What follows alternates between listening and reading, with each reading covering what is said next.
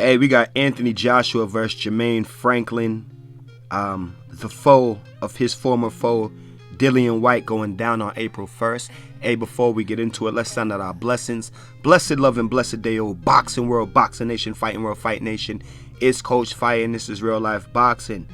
Best double jab, straight down the pipe, with the left hook behind it. Hit the like button, hit the subscribe button, hit the bell icon so you can be notified when all new content is being uploaded on the channel of Real Life Boxing.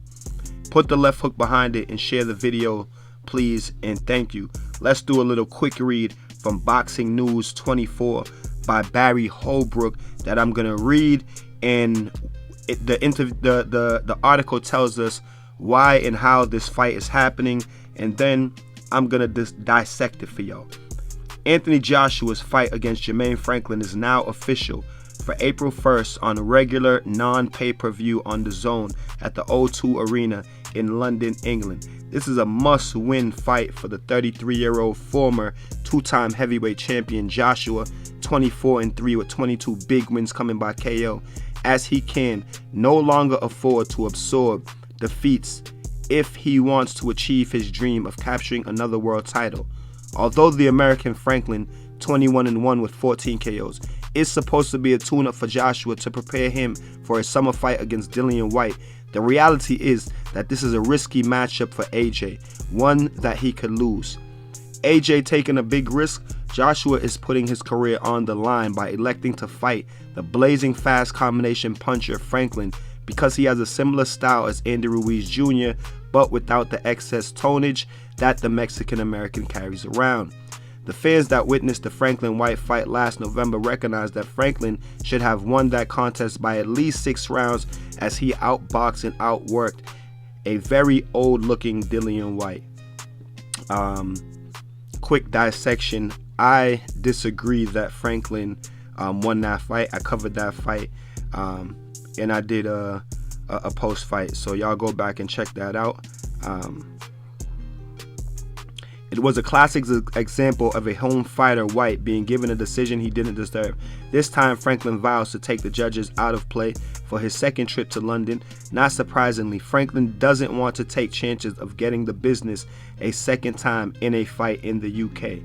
On paper, Franklin is a far tougher fight for Joshua than a match against the faded 34-year-old White, which is why it would have been better for promoter Eddie Hearn to have scheduled Joshua White 2 rematch for April and had AJ face Franklin in July. The reason for the match against White being pushed to July is that it'll be summer and Hearn can place him and AJ in an outdoor stadium and bring in a huge crowd. The weather won't be ideal for April 1st for an outdoor stadium fight for the Joshua vs. White rematch. Hence, the match will take place in July. Still, it's an easier fight for Joshua than Franklin, which could ultimately bite Hearn and AJ on their backside if this blows up in their faces with Jermaine winning. I'm looking forward to stepping back into the ring on April 1st at the O2 in London, said Joshua. I want to put on a show and impress my coach Derek James, who has high standards. Franklin has a good style. I'm ready to show the world why it's time for me to take my place at the top of the heavyweight division, said Franklin. Joshua had his time. It's my time to shock the world. This fight is not going to go to the judges' scorecards. It's a must-win fight for Joshua. Of course, the main man, the big man, Anthony Joshua, returns to the Lion's Den, and it'll be a huge card from top to bottom, said Eddie Hearn to Matchroom Boxing. It used to be the old stomping ground for AJ, Hearn said about the O2. For a long time, that was home for AJ. That was the Lion's Den, and I think it's going to be emotional for him to return now. I think he's going to really enjoy going back to the O2 Arena. I wish we had another 60,000 tickets. They're going to go really quick.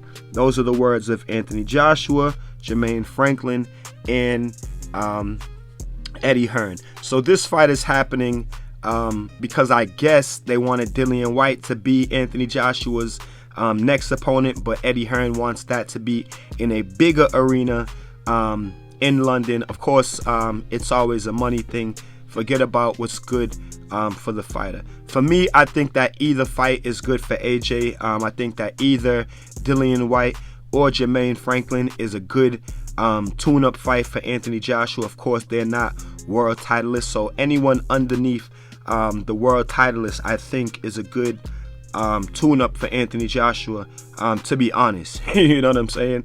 Other than Deontay Wilder, you know what I'm saying? Tyson Fury and Usyk, you know, are the champions.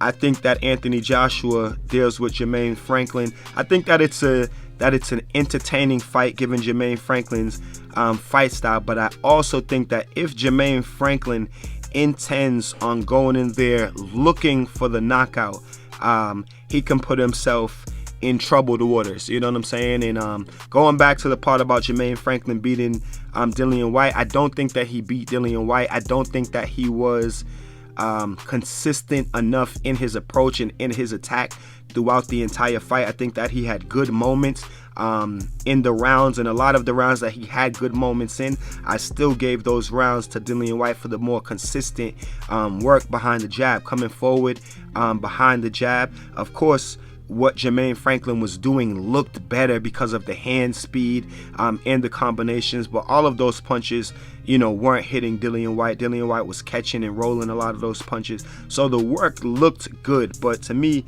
the efficient work, the more efficient work, was done by Dillian Whyte. And I think in this fight with Anthony Joshua, I think it's going to be a good fight. But like I said, I think that the more efficient work will be done by Anthony Joshua, especially with his new trainer, Derek James. And like I said, if Jermaine Franklin goes into that fight looking for a knockout, he can put himself in troubled waters, and he may get himself knocked out looking for a knockout against Anthony Joshua. You know, the blistering hand speed, the nice combinations, didn't seem like too powerful of a punch. And not saying that he doesn't got no pop, he's a heavyweight, but I think it's a good fight and I like it. I want you guys to tell me what y'all think about this fight in the comment section between Anthony Joshua and Jermaine Franklin, who just came off of a fight with Dillian Whyte and lost a close one. You guys tell me what y'all think about it in the comment section, which a lot of people feel like he won that fight, but not me. And you guys tell me what y'all think about it in the comment section. And until then, keep fighting your fight and protect yourself at all times. Peace and one love. Is Coach Fire. This is Real Life Boxing.